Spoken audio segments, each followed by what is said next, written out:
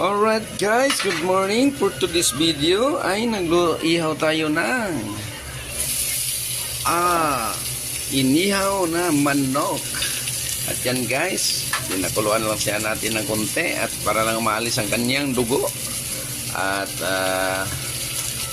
may timpla na rin siya at ito na, inihaw na natin siya sa fry. Grilled pan.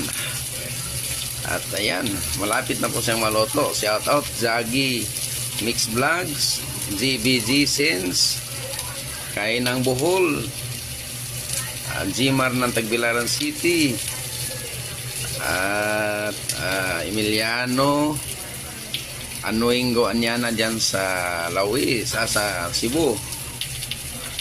Shout out sa inyo dyan.